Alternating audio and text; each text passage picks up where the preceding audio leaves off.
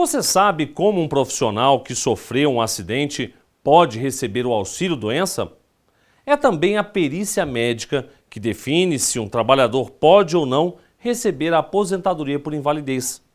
Aí peguei a machadeira, aí botei os meril. Quando eu botei os meril, que eu baixei para lixar, quando eu apertei o botão que ela girou, o disco já estourou. Os meril estourou, vou pelas pedras aqui.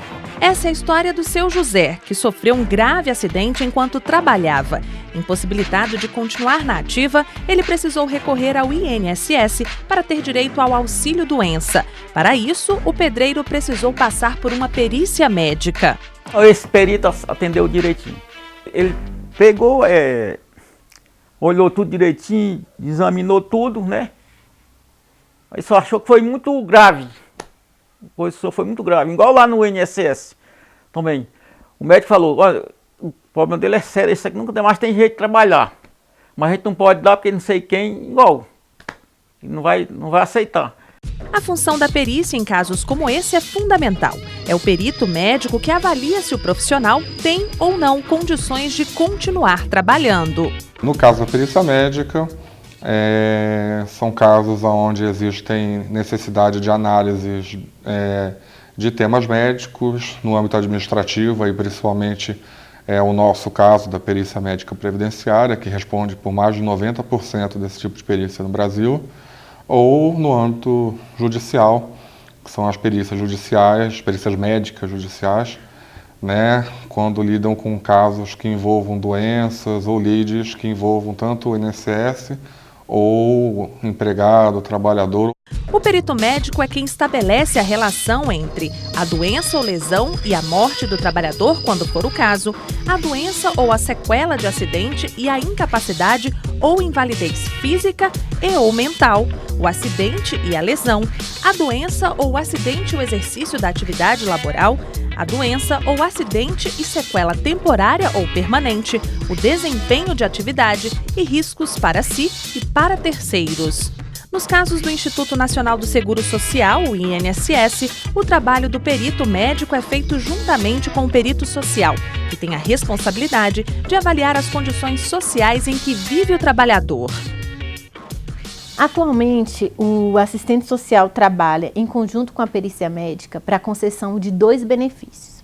O primeiro é o benefício de prestação continuada da política de assistência social, que é operacionalizado no INSS, e é um benefício de caráter assistencial. O órgão gestor pelo benefício é o MDS, mas quem executa é o INSS. Esse benefício, o BPC, ele é destinado para pessoas com deficiência e pessoas idosas. Ambos têm que ter renda per capita inferior a 1/4 salário mínimo.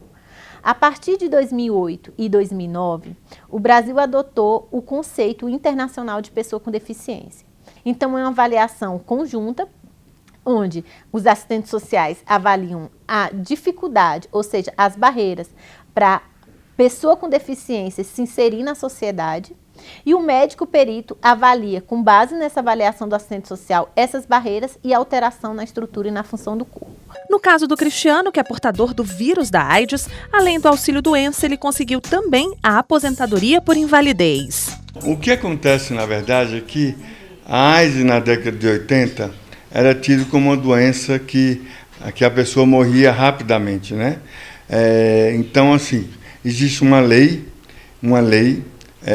ainda do governo Sarney, onde o portador do HIV, doente de AIDS, ele tem direito à aposentadoria. No meu caso foi diferente, porque na época eu era um doente terminal de AIDS, eu não tinha como me locomover, a perita foi até o hospital, a perita do INSS foi até o hospital, atestou a gravidade do meu caso e concedeu o auxílio-doença. De acordo com dados do INSS, nos últimos 3 anos, a Previdência Social realizou mais de 22.280.000 perícias no país.